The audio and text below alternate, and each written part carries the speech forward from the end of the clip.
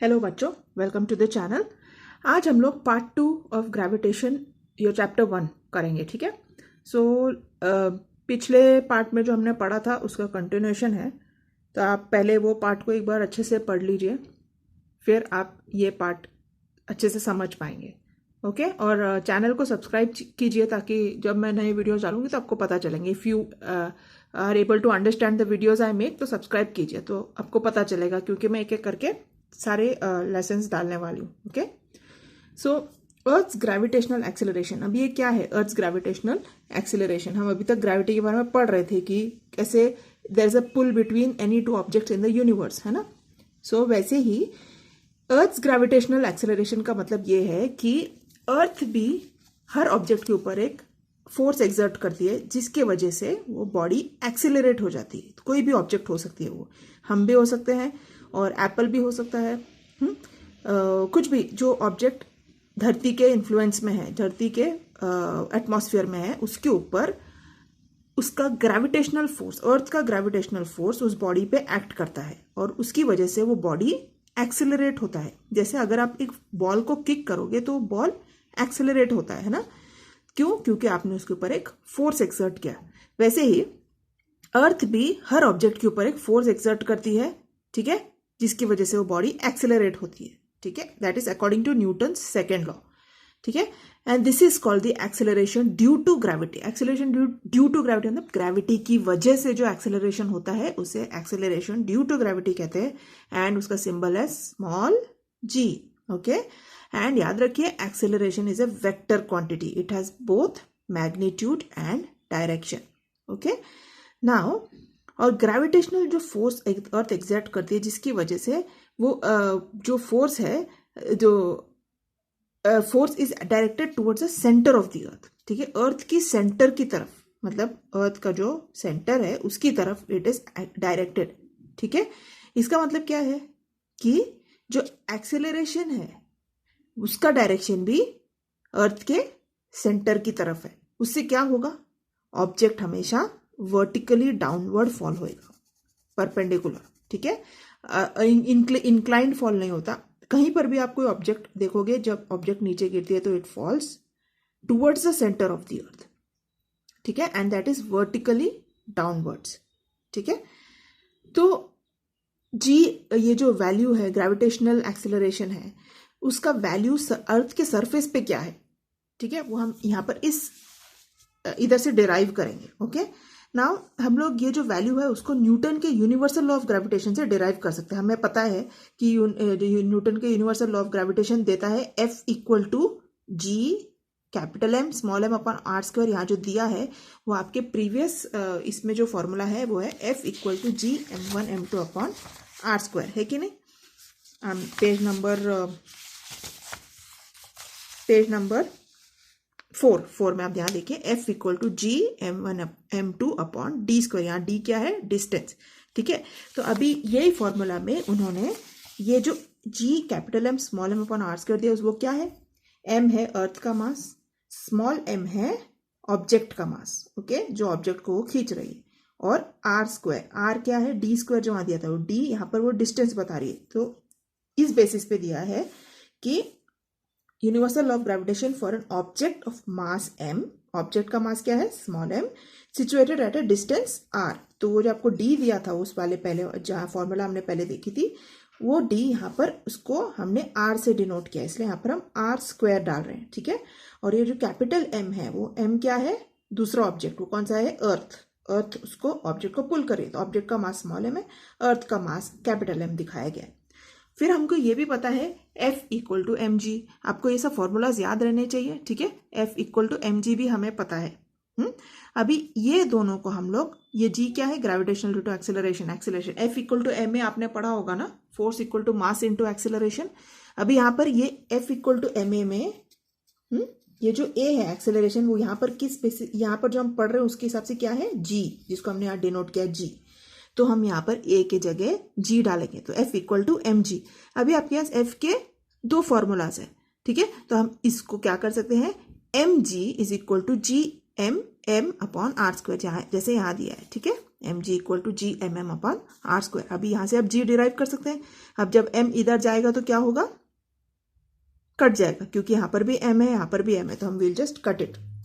ठीक है, तो क्या मिलता है हमको, G equal to small G is equal to capital G M upon R square. ठीक है ना, if the object is situated on the surface of the earth, object अभी अर्थ की सरफेस के ऊपर है। ठीक है, तो R equal to radius of the earth है ना।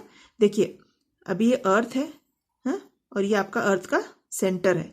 तो ऑब्जेक्ट का डिस्टेंस, सपोज यहाँ पर है ऑब्जेक्ट, तो अर्थ के सेंटर से हमको डिस्टेंस लेना है, करेक्ट। तो अगर ऑब्जेक्ट यहाँ पर है तो हम कहाँ से लेंगे, सरफेस से लेके सेंटर तक, और वही रेडियस अर्थ का रेडियस भी है कि नहीं। तो आर क्या हो जाएगा, कैपिटल आर, जिसको हम अर्थ के रेडियस के लिए डिनोट करेंगे। Thus the value of G on the surface of the earth is G M upon capital R square. क्यों, क्योंकि ऑब्जेक्ट सरफेस पे है। ठीक है, the unit of G in S I units is metre पर second square. ये आपको याद रखना है, मीटर्स पर सेकेंड स्क्वायर जी का यूनिट है। The mass and radius of the earth are 6 times 10 to the power 24 kg and 6.4 into 10 to the power 6 metre. अभी ये जो दो वैल्यूज है, मास और रेडियस अर्थ का, ये यूजुअली सम के साथ दिया रहता है, गिवन है, क्योंकि ये स्टैंडर्ड है, आप इसमें कुछ चेंज नहीं कर सकते हो। तो आपको ये या तो याद रखिए, और याद रखने से बहुत अच्छी बात है, क्योंकि ये स्टैंडर्ड्स है। ठीक है, अर्थ का मास है 6.6 into 10 to the power 24 kgs and earth का रेडियस है 6.4 into 10 to the power 6 metres. Okay, तो अभी आप इसको यहाँ सब्स्टिट्यूट करोगे तो G equal to capital G हमको पता है, पहले हमने यहाँ पर जो पढ़ा है, जी का वैल्यू क्या है 6.673। यहाँ देखिए पेज नंबर 4 में आप नीचे देखोगे, जी कैपिटल जी का वैल्यू है 6.673 into 10 to the power -11 newton metre square per KG square. ये एसआई यूनिट का वैल्यू, ये एसआई यूनिट जो है ये भी बहुत ही ज़रूरी है। तो ये वैल्यू को हम इस फॉर्मूला में डालेंगे, साथ में अर्थ का मास और रेडियस। तो देखिए आप आंसर क्या मिला हमको, 9.77 मीटर पर सेकेंड स्क्वायर। ये एक है जी। अभी ये जो जी है ये भी स्टैंडर्ड है, यूजुअली जी का वैल्यू हम 9.8 मीटर पर सेकेंड स्क्वायर कंसिडर करके चलते हैं। Okay, this acceleration depends only on the mass M and radius R of the earth. ठीक है, ये किस पे डिपेंड करता है, ये वाला acceleration on the mass M and radius R of the earth, याद रखिए। And so the acceleration due to gravity at a given point on the earth is the same for all objects. ठीक है, acceleration due to gravity at a given point on the earth, कोई भी धरती पे कोई भी एक portion में जहां पर ये ऑब्जेक्ट है, उसके लिए G will be the same. It does not depend on the properties of object, light हो कि हैवी हो, it doesn't depend on that. What does it depend on, it depends on the mass M and radius R of the earth. तो anywhere on the earth the acceleration due to gravity will be the same. Now ये g के value में कई बार variation होता है, कहाँ होता है हम देखते हैं। ओके, ऐसे तो हमने यहाँ पर अभी क्या पढ़ा था कि acceleration due to gravity at a given point on the earth is the same for all objects. तो सपोज ये अर्थ है, अब ये पॉइंट ले रहे हो, ठीक है, तो ये पॉइंट से अर्थ के लिए, अर्थ का जो पुल है जी, ये पॉइंट से हर ऑब्जेक्ट, यहाँ पर लाइट हो, ऑब्जेक्ट हो कि हैवी ऑब्जेक्ट हो, उसका जी का वैल्यू में कुछ चेंजेस नहीं होगा। अभी कहाँ चेंजेस होगा, changes along the surface of the earth. Surface of the earth, will the value of G B the same everywhere on the surface of the अर्थ। क्या अर्थ के हर सरफेस पे, मतलब अर्थ के कोई भी किधर भी पॉइंट में क्या जी सेम होगा, आंसर इज नो। क्यों, क्योंकि the shape of the earth is not exactly spherical. ठीक है, हमारा अर्थ का shape is actually not round, it is slightly elliptic, है ना, स्लाइट, उसमें एकदम मतलब एकदम perfect, it is not a perfect sphere. Okay, तो so the distance of a point on the surface of the earth from its centre differs. तो ये जो सेंटर है, सपोज ये आपका अर्थ का सेंटर है, या तो हम यहाँ लेते हैं, देखिए सपोज ये आपका अर्थ है। ओके, क्योंकि ये परफेक्ट सर्कल नहीं है, तो इसके सेंटर से यहाँ का डिस्टेंस अलग होगा और यहाँ का डिस्टेंस अलग होगा, है ना, slight difference will be there. ठीक है, हर पॉइंट में, because it is not a perfect sphere. हाँ, तो due to its rotation the earth bulges at the equator and is flatter at the poles. Correct, यहाँ पर फ्लैट है और यहाँ पर बल्ज होता है। बल्ज मतलब सूजा हुआ रहता, सूजन, ऐसा मतलब कैसे, तो मोटा रहता है, यहाँ पर फ्लैट रहता है, जरा हल्का सा। ठीक है, तो अर्थ bulges at the equator and is flatter at the poles. Its radius is largest eight the equator, तो ये जो रेडियस होगा ये आर, ये सबसे ज्यादा होगा, है कि नहीं, and smallest at the poles, और इधर सबसे कम होगा, करेक्ट, क्योंकि इसका shape is not a perfect circle. The value of g is this highest at the poles, तो ये जो पॉइंट होगा पोल्स में जी का वैल्यू सबसे ज्यादा होगा, यानी कि 9.832 मीटर पर second square, and decreases slowly with decreasing latitude. जैसे लैटिट्यूड कम होता रहता है, इक्वेटर की तरफ आता है, उतना उसका जी का वैल्यू हल्का हल्का कम होता रहता है, और कितना हो जाता है 9.78 मीटर पर second square at the equator. Equator में 9.78 पर मीटर स्क्वायर है, और पोल में 9.832 मीटर पर सेकेंड स्क्वायर है, ठीक है. तो हल्का डिफरेंस है because of the shape of the earth, it is not a perfect sphere. Now change with height, ये तो हो गया change with along the surface of the, मतलब ऑब्जेक्ट अगर सरफेस पे है तो उसका जी कैसे वेरी होता है हमने देखा. अभी सपोज ऑब्जेक्ट किसी हाइट पे है तो कैसे चेंज होगा. As we go about the earth surface the value of R in equation increases and the value of g decreases. कैसे, अभी ऑब्जेक्ट इधर है तो इसका distance from the centre of the earth suppose 100 metre है. अगर object इधर है तो शायद वो 75 मीटर होगा, ऑब्जेक्ट और थोड़ा नीचे है तो 50 मीटर होगा, है ना. तो हाइट की वजह से जी डिफर होता है. कैसे, जैसे हाइट बढ़ती है, जैसे the value of R in equation increases, यानी कि ये जो आर है अभी 100 मीटर में, 100 मीटर में जो जी है वो उसका जो जी का वैल्यू वो कम होगा जितना अगर सपोज वो 50 मीटर में था. There will be a variation. However, the decrease is rather small for heights which are small in comparison to the Earth's radius. आपको पता है कि अर्थ बहुत ही बड़ी, अर्थ की साइज बहुत बड़ी है ना, तो इतना फर्क एक लेवल तक इतना फर्क गिरता नहीं है, ठीक है. ये आपका अर्थ है, ये आपका सेंटर है. The decrease is rather small for heights which are small in, earth के रेडियस के कंपेरिजन में अगर वो हाइट स्मॉल है तो जी के वैल्यू में इतना फर्क नहीं गिरता है. ओके अगर अर्थ के रेडियस के कंपैरिजन, अर्थ का रेडियस आर कितना है आपको पता है ना, 6 × 10 टू द पावर 6 पॉइंट कितना था, radius of the earth is how much, 6.4 × 10 to the power, देखिए 6.4 × 10 टू द पावर 6 मीटर. इसके कंपैरिजन में अगर जो ऑब्जेक्ट जिस डिस्टेंस में है वो जो डिस्टेंस इससे मैचिंग है तो जी के वैल्यू में इतना फर्क नहीं पड़ता. For example, remember that the radius of the earth is 6,400 kilometers. If an aeroplane is flying at a height of 10 kilometers above the surface of the earth, its distance from the earth's surface changes from 6,400 to 6,410 kilometers. And the change in the value of g due to it is negligible. ठीक है, तो देखिए अगर suppose aeroplane fly कर रही है किस height पे, यहाँ से about the surface of the earth 10 kilometre, ठीक है, इसके ऊपर हाइट में इधर एरोप्लेन आपकी एक फ्लाई कर रही है. Okay, aeroplane is flying at 10 kilometers from the surface of the earth. Its distance from the earth surface changes from 6,400 kilometre to 6,410 kilometre and the change in the value of g due to it is negligible. कितना फर्क गिर गया, radius है 6,400 kilometre, है ना, तो कितना हो गया 6,410 किलोमीटर का, ज्यादा कुछ फर्क तो गिरा नहीं.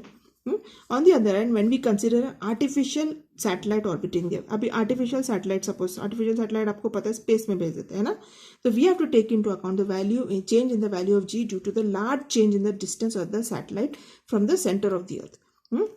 अभी सैटेलाइट आपको पता है कि बहुत ही दूर ऑर्बिट में भेजते हैं, तो वो जो डिस्टेंस है वो बहुत ज़्यादा रहता है, तो वहाँ पर जाके वैल्यू जो जी का वैल्यू है उस पर फ़र्क दिखेगा. ऐसे छोटे डिस्टेंसेस के लिए ज़्यादा फर्क, इतने छोटे डिस्टेंसेस के लिए फ़र्क नहीं दिखेगा. जैसे aeroplane is flying at 10 kilometers above the surface of the earth, तो ज़्यादा फर्क नहीं कर, लेकिन satellite is very far away from the surface of the earth, so उसके ऊपर जी का वैल्यू में फ़र्क गिरेगा. यहाँ पर कुछ वैल्यूज दिए हैं, जैसे सरफेस ऑफ द अर्थ पे height is 0, okay, because how it is at the surface of the earth. Here the height is 0 from the surface of the earth. So value of g is 9.8 meter per second square. Mount Everest is 8.8 kilometers high. तो उसका value में भी ज़्यादा फर्क नहीं गिरेगा, जैसे हमने एरोप्लेन के हाइट एग्जाम्पल से देखा था. Maximum height reached by man made balloon 36.6 kilometre, तो थोड़ा ज़्यादा हाइट ऊपर हो गया तो 9.77 पकड़ते हैं इसको, ठीक है, मीटर पर second square. Height of a typical weather satellite 400 kilometre, काफ़ी हाई हो गया, तो वहाँ पर 8.7 हो जाता है.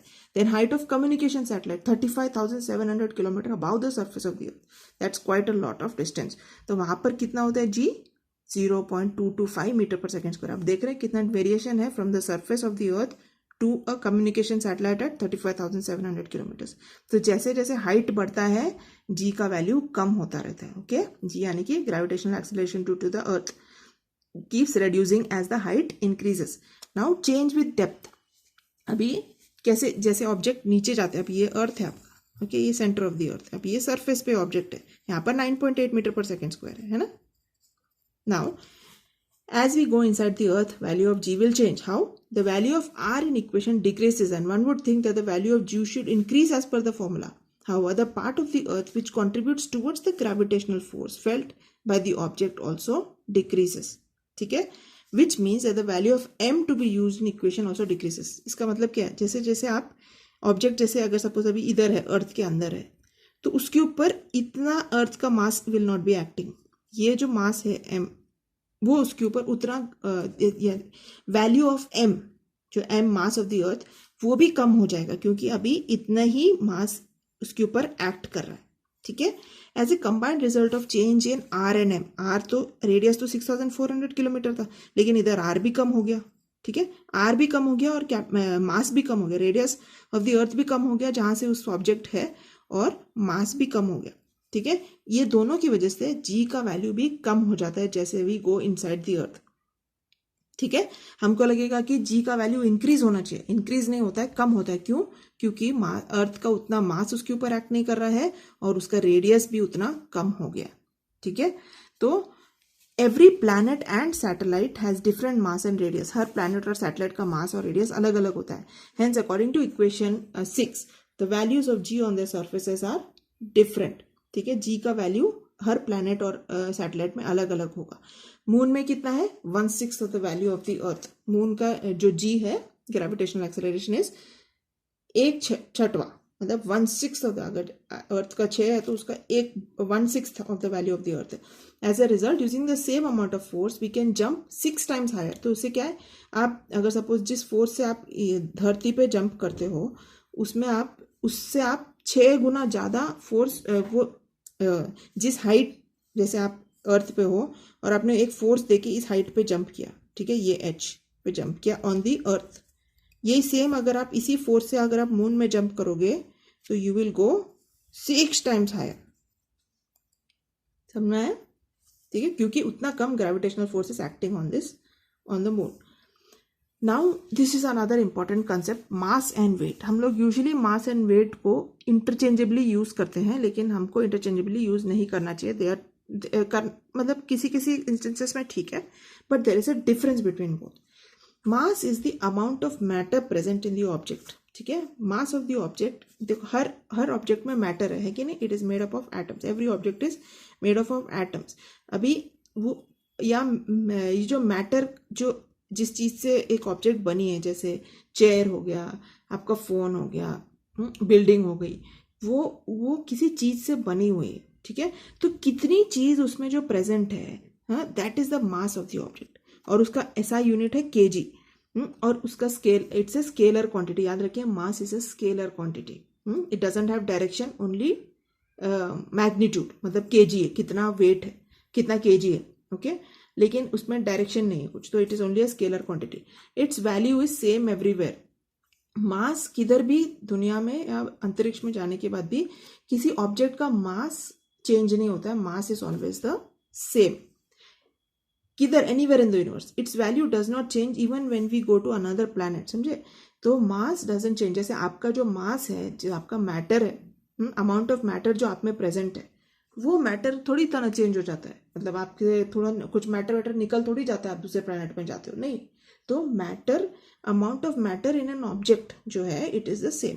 ठीक है, according to Newton's first law, it is a measure of the inertia of an object. Inertia तो आपने पढ़ा है ना, Newton's third law, Newton's first law, measure of inertia of an object. Higher the mass, higher the inertia. तो जितना भारी object है उतना उसका इनर्शिया ज्यादा है, उतना उसको ज्यादा फोर्स लगेगा मूव करने के लिए, है ना। तो higher the mass, higher the inertia. ठीक है, according to Newton's first law. तो mass is the amount of matter present in the object, it is, its unit is KG. अभी वेट में क्यों फर्क, क्या वेट है? The weight in an object is defined as a force with which the earth attracts the object. ठीक है, अभी wait क्या होता है? किस फोर्स से object is being attracted to the earth, that is the weight of the, suppose एक object है अर्थ के ऊपर, किस फोर्स से ये ऑब्जेक्ट, आप खड़े हो सपोज, किस फोर्स से आपको ये अर्थ आपकी अपनी तरफ पुल कर रही है, वो आपका वेट होता है। तो ये इसको force on an object of mass m on the surface of the earth can be written as W equal to F equal to mg। हमने m देखा था ना, mass into acceleration, force equal to mass. तो weight of an object is the force with which it is the earth attracts. तो याद रखिए wait का और फोर्स, वेट है ना जो is the force with which you are attracted. Suppose you are the person, mass, आपका mass क्या होगा, आप में जितना मैटर है वो आपका मास होगा, और वेट क्या होगा, जिस फोर्स से आपको अर्थ अपनी तरफ खींच रही है। तो उसका फॉर्मूला है W equal to F equal to m into g, mass into gravitational acceleration, और यहाँ G equal to GM upon R square आपके प्रीवियस फॉर्मूला से। तो weight being a force, its SI unit is newton. ये एक दूसरा major difference है। क्या, मास का SI unit is kg, weight का SI unit is newton. Also the weight being a force is a vector quantity. Okay, क्यों, क्योंकि अर्थ अपनी तरफ पुल कर रही है, एक डायरेक्शन है कि नहीं। हाँ, when earth is pulling you toward vertically downwards towards the center of the earth, so there's a direction, that's why it is a vector quantity. It also has magnitude, it also has direction, मतलब उसमें कुछ value भी है और उसमें कुछ direction भी है। ठीक है, as the value of g is not same everywhere, the weight of an object changes from place to place, तो weight will change। ठीक है, तो तीसरा डिफरेंस क्या है, मास चेंज नहीं होता anywhere in the universe, weight जगह जगह में चेंज होता है। Mass is constant but weight changes. ठीक है, तो colloquially we use weight for both mass and weight and measure the weight in kilograms, which is a unit of mass। ठीक है, यूजुअली हम लोग ऐसे करते हैं, मतलब we don't make that distinction। लेकिन साइंटिफिक लैंग्वेज में when we say that Rajiv's weight is 75 kg, किसी एक लड़का राजीव का वेट है 75 kg, हम लोग एक्चुअली राजीव के मास के बारे में बात कर रहे हैं। ठीक है, what we mean is that Rajiv's weight is equal to the gravitational force on 75 kg mass। ठीक है, राजीव का जो वेट है is equal to the gravitational force. तो न्यूटन में कैसे कन्वर्ट करोगे, ये मास इनटू ग्रेविटेशनल एक्सेलरेशन जो है 9.8 मीटर पर सेकेंड स्क्वायर। अभी डिपेंड करता है वो किधर है सरफेस ऑफ द अर्थ पे। ठीक है, अगर वो पोल के पास है तो यू विल यूज 9.77, अगर वो इक्वेटर के पास है तो यू विल यूज 9.8। ठीक है, तो हम लोग इक्वेटर के बेसिस में चलेंगे क्योंकि पोल में ज़्यादातर कोई रहता नहीं है कि नहीं, मतलब रहना मुश्किल है उधर। तो we most of the civilisation is somewhere around the equator, तो हम 9.8 यूज करते हैं। तो weight of 1 kg mass is 1 into 9.8 newton. Okay, तो अगर 1 किलो मास, अगर एक ऑब्जेक्ट का मास है 1 किलो, तो उसका वेट क्या होगा, 1 इंटू 9.8 यानी कि 9.8 न्यूटन। तो याद रखिए, तो अगर आपको मास से वेट में कन्वर्ट करना है तो आपको मल्टीप्लाई बाय 9.8 करना पड़ेगा। Okay, that is m into acceleration due to gravity या g। ठीक है, f भी इसको डिनोट करते हैं, तो याद रखिए। Okay, it's very simple. Now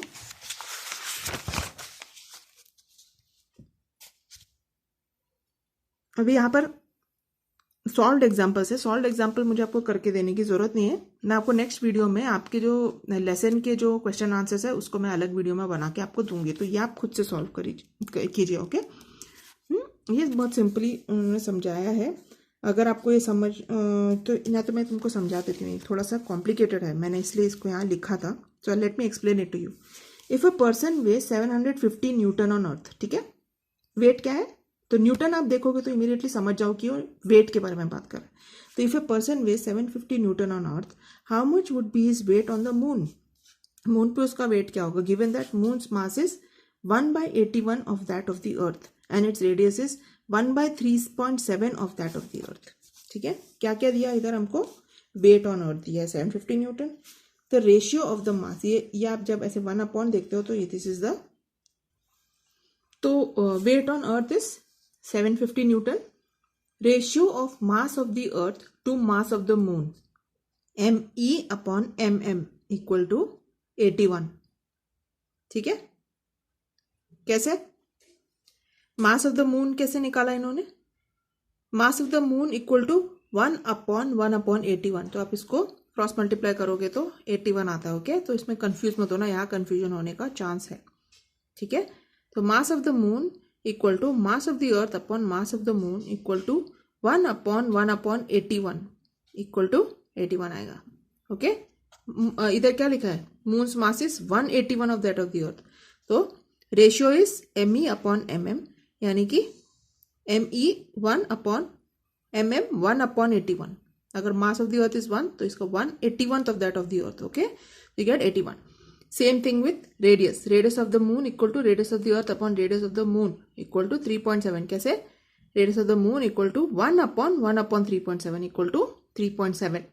so let the mass of the person be m kg, तो weight on the earth equal to mg, है ना, मैं देखा था ना last time, mass into acceleration, तो 750 न्यूटन आया equal to mg/me upon RE square. ये क्या है, ग्रेविटेशनल कांस्टेंट जो g है, तो ये यूनिवर्सल ग्रेविटेशनल फोर्स का फॉर्मूला, F इक्वल टू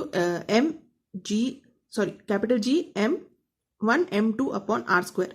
तो ये सब आप इसमें डालोगे तो आपको मिलेगा mass of that person mg/me, mass of the earth upon RE square, that is weight on the earth. तो आपको मिलेगा mass equal to 750 RE square upon GME। Same thing with weight on the moon करोगे तो आपको मिलता है mg/mm upon RM square. ये RM और MM क्या है, for the moon, mass of the moon, radius of the moon, इधर radius of the earth, mass of the earth. So आप इसको कंबाइन करोगे तो आपको मिलेगा 126.8 न्यूटन। ये एक्चुअली सेल्फ एक्सप्लेनेटरी है, मुझे आपको ये समझाना था, यहाँ पर थोड़ा कंफ्यूजन होता है, किसी ने मुझे पूछा था ये 81 कैसे आया, तो you have to see this, क्योंकि 1 आपका अर्थ का मास है, तो 1 अपॉन 81 आपका मून का मास है, तो आप इसको क्रॉस मल्टीप्लाई करोगे तो आपको 81 ही मिलेगा। Okay, now there is something called gravitational waves. Gravitational waves are created on the surface of water when we drop a stone. अभी आप पानी में अगर आप पत्थर डालोगे तो क्या वेव क्रिएट होते हैं कि नहीं, आप देखोगे ripples are formed and they are going all over. तो similarly you must have seen the waves generated on a string when both its ends are held in hand and it is shaken, है ना। जब आप string कोई एक लंबी सी तार को लेके जोर से पकड़ के उसको वाइब्रेट करोगे तो you can see the waves. ठीक है, ट्राई करना, एक तार को एकदम टाइट खींच के, जैसे गिटार का स्ट्रिंग होगा, देखो गिटार को आप जब ऐसे ऐसे स्ट्रम करोगे तो आपको थोड़े हल्के से वेव्स दिखते हैं, है ना। तो light is also a type of wave called the electromagnetic wave. अब ये जो लाइट है, जो हमारे हम जिसकी वजह से हम देख पाते हैं, वो भी it is also a type of wave. Okay, so light is also a type of wave called, and what is it called? Electromagnetic wave. Gamma rays, X rays, ultraviolet rays जो यूवी बोलते हैं, infrared rays, microwave and radio waves are all different types of electromagnetic waves. ठीक है, तो light के अंदर ये सब टाइप के वेव्स आते हैं, gamma, X ray, ultraviolet, infrared, microwave and radio waves. These are all different types of electromagnetic waves. Astronomical objects emit these waves and we receive them using our instruments. तो हम लोग कैसे डिटेक्ट करते हैं, using और instruments, यानी कि technology जो हमारे पास है उसकी वजह से we are able to detect this waves. तो एस्ट्रोनॉमिकल ऑब्जेक्ट मतलब यूनिवर्स में जो भी ऑब्जेक्ट्स है, स्टार्स है, प्लैनेट्स है, ये सब ऐसे इस टाइप के वेव्स एमिट करते हैं जो हम अपने इंस्ट्रूमेंट्स में रिसीव करते हैं। तो हमारे पास जो भी नॉलेज है यूनिवर्स का, वो इस वेव्स से ही हमें मिलती है। ये वेव्स की स्टडी करके बहुत सारा इन्फॉर्मेशन हमें यूनिवर्स के बारे में पता चलता है। ठीक है, now gravitational waves are a very different type of waves. अभी हमने लाइट वेव के बारे में देखा है ना, अभी ग्रेविटेशनल वेव्स क्या होता है, ये एक अलग टाइप का वेव है, this is not comparable. Okay, now they have been called the waves on the fabric of space and time. ये स्पेस और टाइम का जो फैब्रिक है, जो ये एक प्ले ऑन वर्ड्स है, waves on the fabric of space time, space और टाइम का जो संबंध है उसमें ये वेव्स आपको दिखता है। Einstein predicted their existence in 1916. These waves are very weak and it is very difficult to detect them. तो ये तो ग्रेविटेशनल वेव्स है ना, जैसे लाइट वेव्स हम जब स्टार्स से आते हैं, प्लैनेट से आते हैं, वो हम लोग डिटेक्ट कर लेते हैं आराम से। ये ग्रेविटेशनल वेव्स इतने आराम से डिटेक्ट नहीं होते हैं, they are very difficult to detect. So scientist have constructed extremely sensitive instruments to detect the gravitational waves. ये इसको डिटेक्ट करने के लिए you need very sensitive instruments. These are emitted by astronomical sources. Among these, LIGO, Laser Interferometric Gravitational Wave Observatory, ठीक है, laser interferometric gravitational wave observatory is the prominent one, याद रखिए LIGO, LIGO. Exactly after 100 years of their prediction, scientists detected these waves coming from an astronomical source. तो इसका मतलब क्या है, इन्होंने प्रेडिक्ट तो किया था कि ऐसा कुछ वेव एग्जिस्ट करता है, लेकिन डिटेक्ट करना बड़ा मुश्किल है. लेकिन 100 साल के बाद दे डिटेक्टेड दिस. 100 साल of what? Einstein predicted their existence in 1916. तो ये जो ऑब्जर्वेटरी इसके लिए बनाया, एक सेंसिटिव इंस्ट्रूमेंट्स बनाए हैं इसके लिए, हाँ, उसमें से एक है LIGO, ठीक है. और 100 साल ये वेव्स के एग्जिस्टेंस की, ऐसा कुछ वेव एग्जिस्ट करता है, ग्रेविटेशनल वेव करके कुछ तो है जो प्रेडिक्ट किया था, वो प्रेडिक्ट करने के 100 साल के बाद साइंटिस्ट ने वेव्स को एक्चुअली डिटेक्ट कर लिया फ्रॉम एन एस्ट्रोनॉमिकल सोर्स, मतलब कि स्पेस में से कहीं से. Indian scientist have contributed significantly in this discovery. हमारे इंडियन साइंटिस्ट भी इसमें इन्वॉल्व थे. The discovery has open a new part to obtain information about the universe. अभी इससे हम बहुत कुछ और भी we can maybe obtain information and use it for expanding our in knowledge. तो now let's look at free fall. Free fall क्या होता है? Take a small stone, hold it in your hand. छोटा सा पत्थर अपने हाथ पे पकड़ के देखिए इस पे क्या फोर्सेस एक्ट कर रहे हैं. जब आपने कोई स्टोन या कुछ भी चीज, ऐसे सॉलिड चीज अपने हाथ में पकड़ के रखी है, आप इसके ऊपर क्या फोर्सेस एक्ट कर रहे हैं, सोचिए. हाँ, और अभी ये स्टोन को आपने रिलीज कर दिया तो क्या हो गया, इस पे अभी क्या फोर्सेस एक्ट कर रहे हैं. ठीक है, अभी इसको हम देखते हैं. जब आपने इसको पकड़ के रखा था तो आपने क्या, इसको एक फोर्स अपने बॉडी, अपने हाथ के एक फोर्स से उसको रोक के रखा था. यस. तो आपने जब उसको रिलीज कर दिया तो क्या हो गया, वो गिरने लगा. किस लिए गिर रहा है वो? ग्रेविटेशनल फोर्स की वजह से गिर रहा है कि नहीं. We know that the force of gravity due to the earth acts on each and every object. हर एक ऑब्जेक्ट पे एक्ट करता है. When we were holding the stone in our hand, the stone was experiencing this force. But it was balanced by a force that we were applying on it in the opposite direction. तो since ये जो gravitational force हर एक object पे act करती है, तो जब वो पत्थर आपके हाथ में थी तब भी it was experiencing that gravitational force. लेकिन वो गिरा क्यों नहीं? क्योंकि आपने एक फोर्स उसके ऊपर एक्सर्ट किया था, जिसकी वजह से वो फोर्स बैलेंस हो गया, कैंसिल होके वो पत्थर गिरा नहीं. क्यों? क्योंकि the force that you were exerting on the stone was balancing the earth's gravitational pull on the stone. ठीक है. As a result, the stone remained at rest. Once we release the stone from our hands, the only force that acts on it is the gravitational force of the earth, and the stone falls down under the influence. जैसे आपने stone को छोड़ दिया अपने हाथ से तो क्या हो गया, आप जो फोर्स उसके ऊपर एक्ट कर रहे थे वो तो छूट गया. तो अभी क्या एक्ट कर रहा है उसके ऊपर? सिर्फ ग्रेविटेशनल फोर्स एक्ट कर रहा है, इसलिए वो गिर गया. Whenever an object moves under the influence of the force of gravity alone, it is said to be falling freely. तो जब एक ऑब्जेक्ट और कोई फोर्स की वजह से नहीं, सिर्फ ग्रेविटेशनल फोर्स की वजह से नीचे गिरता है तो उसको फ्री फॉल कहते हैं. ठीक है. कैसे? सपोज एक एप्पल है, जब तक एप्पल को पेड़ ने अपनी डाली में पकड़ के रखा है तब तक वो गिरेगा नहीं. क्यों? क्योंकि उसके ऊपर पेड़ के ब्रांच ने जो पकड़ा है उसका भी एक फोर्स उसके ऊपर है, उसको पकड़ के रखा है, मतलब it is holding on to it.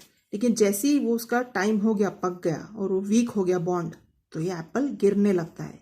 गिरता है और किसी इन्फ्लुएंस की वजह से नहीं, सिर्फ ग्रेविटी के इन्फ्लुएंस की वजह से. तो इसको फ्री फॉल कहते हैं. ठीक है. सपोज आपने किसी चीज को जोर से नीचे फेंका तो उसमें आपका फोर्स भी उसके ऊपर एक्ट कर रहा है, तो that is not free fall. Free fall तब होता है जब सिर्फ ग्रेविटेशनल फोर्स उस ऑब्जेक्ट के ऊपर एक्ट कर रही है, याद रखो. ओके. इसलिए इसे कहते हैं free fall. Falling freely, not under the influence of anything else. So whenever an object moves under the influence of the gravity alone, it is said to be falling freely. Thus the released stone is in a free fall. तो जैसे आपने stone अपने हाथ से छोड़ा तो it's in free fall. In free fall the initial velocity of the object is 0, है ना. जब आपने पकड़ के रखा था उसका वेलोसिटी क्या था, क्या मूवमेंट था? नहीं. तो इट वाज 0, यानी कि u was equal to 0 and goes on increasing due to the acceleration due to gravity of the earth. अब जैसे आप उसको छोड़ देते हो u इक्वल टू 0 रहता है, लेकिन जैसे आप छोड़ देते हो उसका स्पीड एक्सेलरेशन बढ़ने लगता है. किसकी वजह से? अर्थ की ग्रेविटी की वजह से. तो during free fall the frictional force due to air opposes the motion of the object and a buoyant force also acts on the object. This free fall is possible only in vacuum. Okay. तो अभी ये क्या important एक point बता रहा है. हम इसको फ्री फॉल तो कहते हैं जो हमने अभी बताया, लेकिन इसके ऊपर दो फोर्सेस एक्ट कर रहे हैं जब वो गिर रहा है. क्या है वो? एक तो है frictional force. Frictional force, air भी एक मीडियम है. ठीक है. Air is not nothing, air भी एक मीडियम है, तो एयर भी एक रेसिस्टेंस ऑफर करता है. ठीक है. एयर रेसिस्टेंस ऑफर करता है, साथ में एक बॉयंट फोर्स भी उसके ऊपर एक्ट करता है। हाँ, तो इसकी वजह से ये एक्चुअली जो फ्री फॉल है वो ट्रूली फ्री फॉल नहीं, it is acted on by other forces as well. One is buoyant force and one is frictional force from the air. ठीक है, एयर का फ्रिक्शनल फोर्स और एक बॉयंट फोर्स भी इसके ऊपर एक्ट करता है, जिसकी वजह से it is not true free fall. तो where is true free fall possible? Only in vacuum. ठीक है, वैक्यूम मतलब जहां पर कुछ एटमॉस्फेयर नहीं है, ऐसे या पूरा हवा खाली कर दिया गया है, ऐसे एटमॉस्फेयर में ही फ्री फॉल इज पॉसिबल। ठीक है, for a freely falling object the velocity on reaching the earth and the time taken for it can be calculated by using Newton's equations of motion.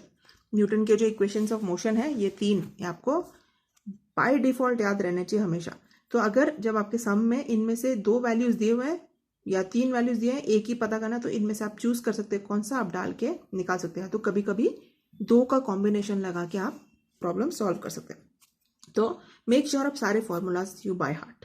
Okay, तो for a freely falling object the velocity on reaching the earth, earth पे पहुंचने के बाद उसका velocity and the time taken for it, और कितना समय उसका लगा पहुंचने के लिए, वो न्यूटन्स के इक्वेशंस के द्वारा we can find. For free fall the initial velocity u equal to 0 and the acceleration a equal to g, thus we can write the equations as v equal to g into t। पता है ना, v equal to acceleration into time, displacement equal to half gt square and v square equal to 2gs। तो ये इस पे इन्होंने ये substitute किए हुए, u equal to 0, v equal to u plus a t करके आपका एक फॉर्मूला है, याद है, u प्लस ए टी। कैसे? u 0 हो गया और एक्सेलरेशन इनटू टाइम बचा। क्यों? क्योंकि u इज 0। अगर u पे अगर इनिशियल वेलोसिटी दिया हुआ है प्रॉब्लम में, तो you have to write that and add it, but if it is 0, so in free fall u is equal to 0 बता रहा है। फ्री फॉल के लिए u is 0, therefore v equal to gt। g is क्या? Acceleration due to gravity, that is 9.8। तो for calculating the motion of an object thrown upwards, अब ऊपर कोई ऑब्जेक्ट को आपने फेंका तो एक्सेलरेशन इज नेगेटिव। ठीक है, आप क्यों? क्योंकि आप अगेंस्ट ग्रेविटी फेंक रहे हो, तो आपको माइनस लगाना पड़ेगा। That is in a direction opposite to the velocity is taken to be minus g। Okay, so when you throw an object up, minus g लगाना पड़ेगा। The magnitude of g is the same but the velocity of the object decreases because of this negative acceleration. ठीक है, आप देखोगे, आप कुछ पत्थर या कोई बॉल ऊपर फेंकोगे तो ऊपर जैसे फेंकते हो उसका स्पीड कम होता रहता है जब तक कि वो वापस गिरता नहीं है ना। तो ये नेगेटिव जी होता है और ये पॉजिटिव जी होता है। ठीक है, जब वो नीचे की तरफ आ रहा है और जब वो ऊपर की तरफ जा रहा है तो it is negative g. Okay, and this will be positive g. The moon and the artificial satellites are moving only under the influence of the gravitational field of the earth, they are in free fall. तो moon and the artificial satellites are moving only under the influence of the gravitational field of the earth। अर्थ के gravitational field की वजह से जो हमारा जो natural satellite moon और हमारे आर्टिफिशियल सैटेलाइट्स आर मूविंग। और उसमें एक और चीज क्या है, they have velocity as well, that's they are in free fall but they will not fall because they also have their own velocity which is helping them to move and not fall down. The value of just g is same for all objects at a given place on the earth। एक अर्थ में कोई भी एक जगह से value of g हर object के लिए वो जगह से सेम रहेगी। Thus any two objects irrespective of their masses और any other properties when dropped from the same height and falling freely will reach the earth at the same time.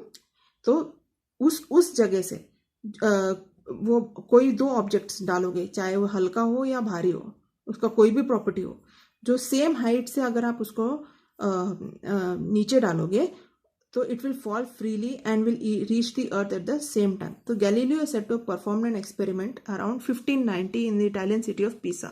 तो Galileo ने एक एक्सपेरिमेंट परफॉर्म किया था, आपने सुना होगा leaning tower of Pisa, वो वाला पीसा। तो वो एक इटालियन सिटी है।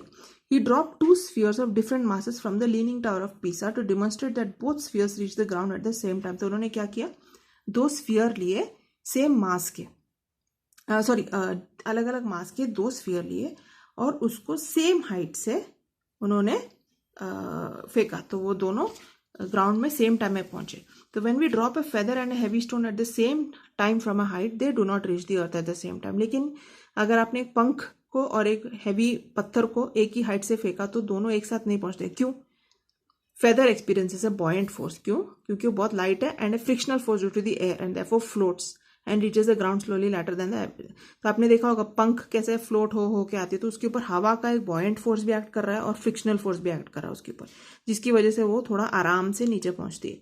लेकिन These buoyant and frictional forces on the stone are much less, क्योंकि वो स्टोन का मास बहुत ज़्यादा है, उसके ऊपर ये एयर का फ्रिक्शनल और बॉयंट फोर्स इतना एक्ट नहीं कर पाता है, जिसकी वजह से वो ज़्यादा जल्दी गिर जाता है, इसलिए उसकी स्पीड पे ज़्यादा इफेक्ट नहीं होता. तो recently scientist perform this experiment in vacuum and showed that the feather and stone Indeed reach the earth at the same time. तो ये प्रूव करने के लिए कि अर्थ में कोई भी एक पर्टिकुलर पॉइंट से दो ऑब्जेक्ट्स कोई भी मास के अलग अलग मास के आप ड्रॉप करोगे तो सेम टाइम में पहुंचेंगे, लेकिन क्योंकि एयर का फ्रिक्शनल फोर्स और बॉयंट फोर्स ऑब्जेक्ट पे एक्ट करेगा तो देर इज चांस कि it will fall at different times. लेकिन इन वैक्यूम जब आप ये एक्सपेरिमेंट परफॉर्म करोगे तो अगर आपने एक फेदर को और एक 100 किलो बॉल को साथ में डाला वैक्यूम में, ये वैक्यूम है, तो दोनों एक ही टाइम में नीचे पहुंचेंगे. क्यों? क्योंकि there is no buoyant force acting on that, no frictional force acting on that, because there is no air. ठीक है, ओके. नाउ ये आपके सॉल्व प्रॉब्लम्स है. आपको I don't think I need to get do this for you, आप तो आराम से कर लोगे. ठीक है, आपके जो लेसन के जो लास्ट क्वेश्चन आंसर है that I will do in the next video.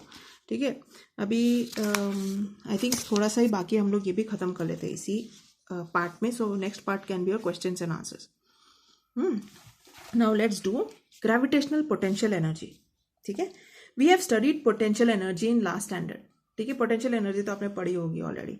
The energy stored in an object because of its position और state is called potential energy. Potential का मतलब क्या है?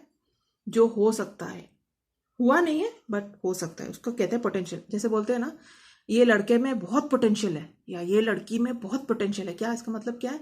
कि इसके अंदर करने की बहुत कुछ काबिलियत है लेकिन करती नहीं है. इसका मतलब ये होता है. क्यों बोलते हैं इसके लड़की में बहुत पोटेंशियल है लेकिन मेहनत नहीं करती, ऐसे बोलते हैं. तो पोटेंशियल का मतलब क्या है? काबिलियत होना. तो अभी कोई भी ऑब्जेक्ट, सपोज कोई भी ऑब्जेक्ट आपने रखी है इधर, ठीक है, इसमें एक पोटेंशियल एनर्जी रहती है. मतलब वो क्या कर सकता है लेकिन कर नहीं रहा है क्योंकि इट इज एट रेस्ट. ठीक है, तो the energy stored in an object, तो वो जो एनर्जी है वो ऑब्जेक्ट में स्टोर्ड है. क्यों? बिकॉज ऑफ इट्स पोजिशन और स्टेट. जिस पोजिशन में है वो, उसकी वजह से इस ऑब्जेक्ट में एक energy is stored. This is called the potential energy. This energy is relative and increases as we go to greater heights from the surface of the earth. तो ये रिलेटिव है. तो कैसे? जैसे हम ऊपर जाते हैं अर्थ से, उतना उसका पोटेंशियल एनर्जी इंक्रीज होता है. ठीक है, इधर ये ऑब्जेक्ट का पोटेंशियल एनर्जी कम होगा लेकिन इधर ज्यादा होगा. ठीक है, तो द एनर्जी इज रिलेटिव मतलब it is comparable and increases as we go to greater height from the surface of the earth. We had assumed that the potential energy of an object of mass m at a height h from the ground is mgh and on the ground it is 0. ठीक है, हमने क्या assume किया है कि potential energy of an object of mass m, ठीक है, at a height h from the ground, इस height पे h, हाँ, इधर इसका potential energy is potential energy equal to mgh. लेकिन इधर कितना है? On the ground, potential energy is 0 on the ground and at a height h it is mgh. ठीक है, याद रखो. तो when h is small compared to the radius of the earth, अर्थ के रेडियस के मुकाबले अगर हाइट कम है, तो हम अस्यूम कर सकते हैं कि g is constant and you can use the above formula mgh. But for large values of h, अभी जैसे हमने एरोप्लेन का एग्जांपल देखा था, एरोप्लेन का हाइट ज़्यादा था नहीं अर्थ के ऊपर से, तो इसलिए उसके ऊपर जो ये h, उसके अर्थ के रेडियस के कंपैरिजन में वो h बहुत स्मॉल था. ठीक है, तो उसके ऊपर g का ज़्यादा चेंज नहीं है. ठीक है ना, लेकिन अगर बहुत ही ज़्यादा हाइट है, जैसे सैटेलाइट, आर्टिफिशियल सैटेलाइट है, तो फिर बहुत फर्क गिरता है. तो जब h स्मॉल है compare to earth radius, we can assume g to be constant. g we can take it as a constant and 9.8 and use the formula mgh. ठीक है, कोई सिंपल हाइट के लिए. But for an object at infinite distance from the earth, the value of g is 0. उसके ऊपर gravity act नहीं कर पाएगी. क्यों? Because the height is too much beyond the radius of the earth. तो on that object the g will not act. Gravitational force of the earth will not act. So value of g will be 0. For an object at infinite distance from the earth, the value of g is 0 and Earth's gravitational force does not act on the object. So it is more appropriate to assume the value of potential energy to be 0 there. तो उस distance पे potential energy will also be 0. Thus for smaller distances, that is height, the potential energy is less than 0, that is it is negative. तो छोटे छोटे distances के लिए it is negative, is less than 0. So when an object is at a height h from the surface of the earth, its potential energy is minus gmm upon r plus h. तो याद रखो, जब an object is at a height h from the earth's surface, its potential energy is minus gmm upon r plus h. Here m and r are earth's mass and radius respectively. ठीक है, जैसे हमने formula जो देखी थी. क्यों? ये r plus h है, radius of the earth plus height from the surface of the earth. ठीक है, तो उसका पोटेंशियल एनर्जी नेगेटिव में डिनोट करते हैं. अभी इसके बेस में एस्केप वेलोसिटी देखो. We have seen that when a ball is thrown upwards, its velocity decreases because of the gravitation of the earth. Earth के ग्रेविटेशन की वजह से, जैसे अगर आपने एक बॉल को ऊपर फेंका तो क्या होता है, जैसे जैसे ऊपर जाएगा तो इसका स्पीड कम होने लगता है, ये माइनस जी रहता है. लेकिन जैसे ये वापस आता है तो यहाँ पर ये प्लस जी होता है. The velocity become zero after reaching a certain height. तो ये हाइट में, जो सपोज आपने आप ग्राउंड लेवल से आपने फेंका था, ये हाइट पे जाके यू क्या हो जाता है, sorry, the velocity become zero at this height, इसलिए वो वापस गिरने लगता है. यहाँ तो आपने फेंका, यहाँ से एक्सेलरेट हो गया, लेकिन एक्सेलरेशन कम, स्पीड कम हो के इस हाइट पे पहुंचा जहाँ पर वो जीरो हो गया वेलोसिटी, और फिर वापस गिरने लगा, है ना. The velocity becomes zero after reaching a certain height, and after that the stone starts falling down. Its maximum height depends on its initial velocity. तो कितना हाइट अटेन करेगा किसके ऊपर डिपेंड करता है, आप कितना जोर से उसको फेंकते हो. ठीक है, depends on what, the initial velocity. आपने u कितना उसको दिया, u या u is initial velocity, v is final velocity. आपने u कितना दिया, अगर बहुत ज़्यादा दिया तो उतना हाई जाएगा, उसके ऊपर डिपेंड करता है final how high it will go. ठीक है, so its maximum height depends on its initial velocity. According to Newton's third equation of motion, v square equal to u square plus 2as. So here v equal to final velocity of the ball equal to 0, है ना. इधर v is 0 and a is equal to minus g, है ना. क्यों? acceleration due to gravity minus g. तो you'll put this, substitute करो इस formula में. final velocity 0 equal to u square, आपने कुछ तो initial velocity दिया उसको, plus 2 into minus g, and maximum height of the ball s equal to minus u square upon 2g. ठीक है, तो ये s क्या है, जितना हाइट उसने अटेन किया, डिस्प्लेसमेंट. ठीक है, तो हमने इधर h की, इन्होंने h की जगह s डाला है, तो s equal to minus u square upon 2g. ठीक है, thus higher the initial velocity u, जितना आप इनिशियल वेलोसिटी उसको दोगे तो larger is the height reach by the ball, उतना ऊंचा वो जाएगा. ठीक है, the reason for this is that the higher the initial velocity, the ball will oppose the gravity of the earth मोर.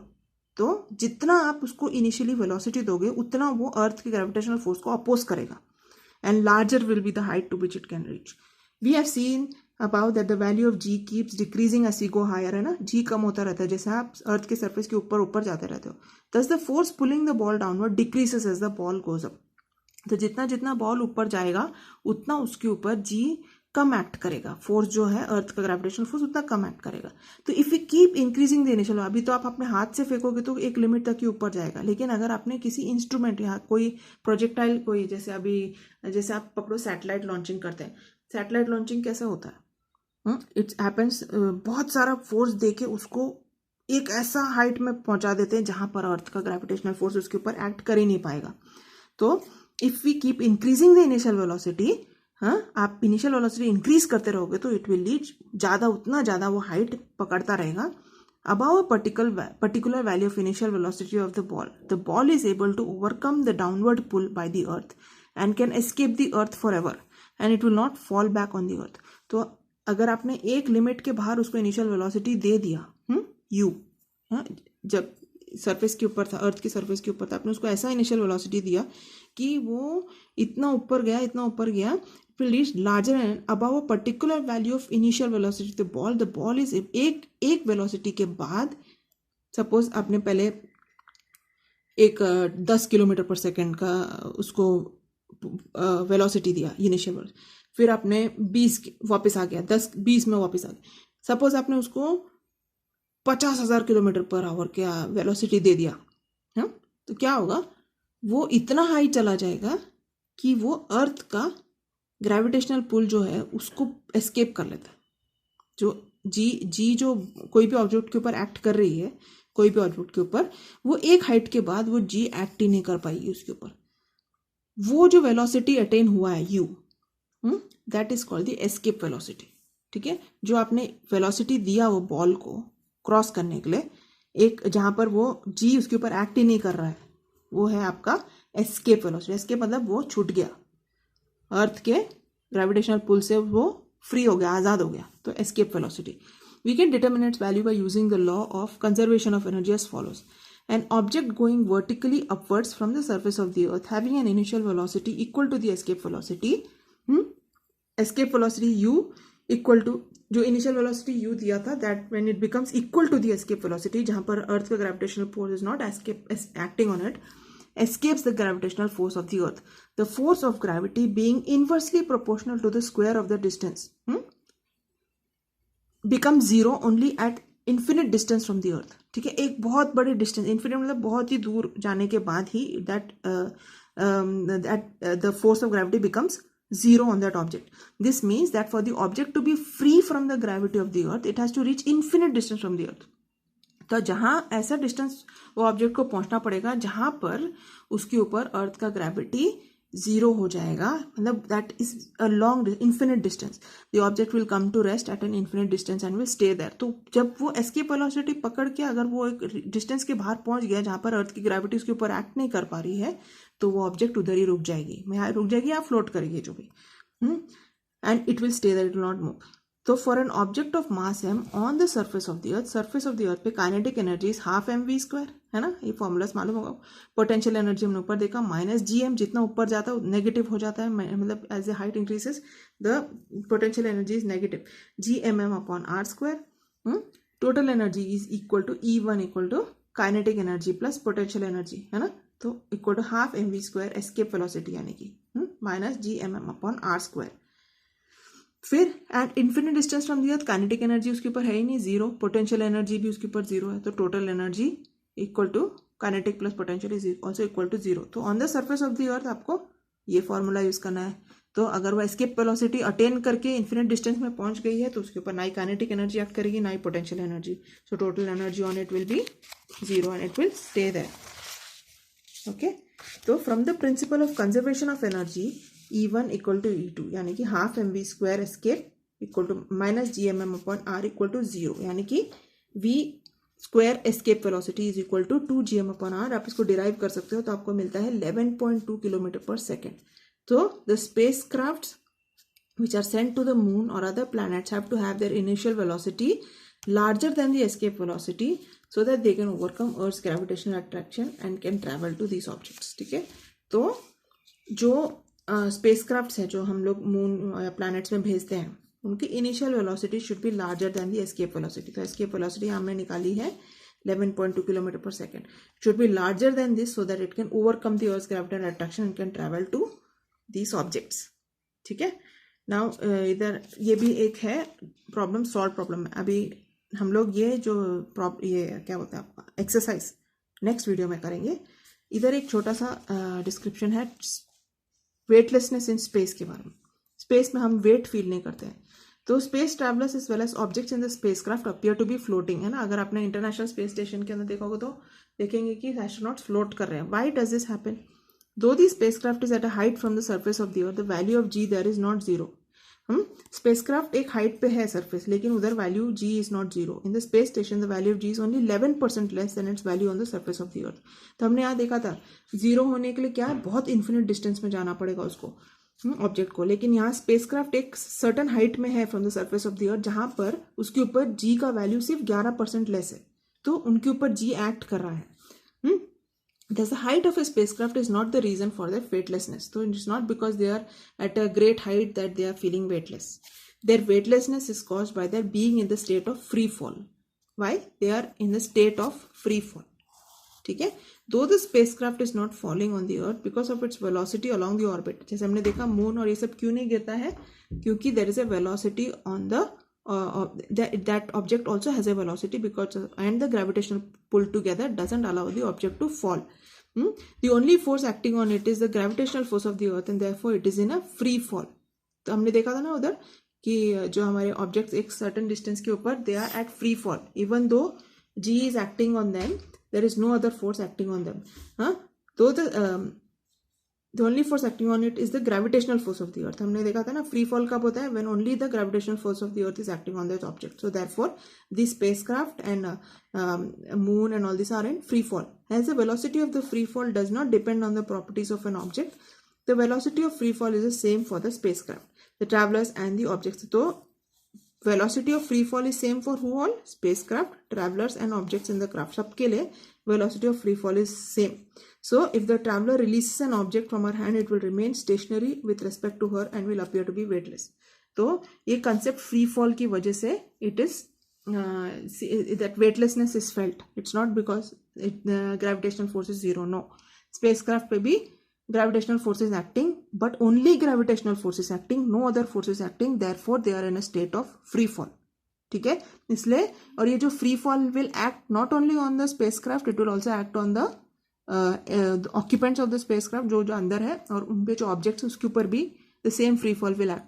इसलिए वो लोग हर चीज को उनको फिक्स करके रखते हैं ताकि चीजें will not float around free fall की वजह से. ठीक है, सो इसके साथ आपका लेसन खत्म होता है. नेक्स्ट वीडियो में मैं आपको इसका क्वेश्चंस एंड आंसर्स जो बता दूंगी, किधर किधर से आपको मिल जाएगा आंसर, और जो प्रॉब्लम्स है वो हम सॉल्व करके ले लेंगे. ओके, तो पहले लेसन अच्छे से समझ लो, फिर हम लोग आगे क्वेश्चन आंसर्स करेंगे. Take care.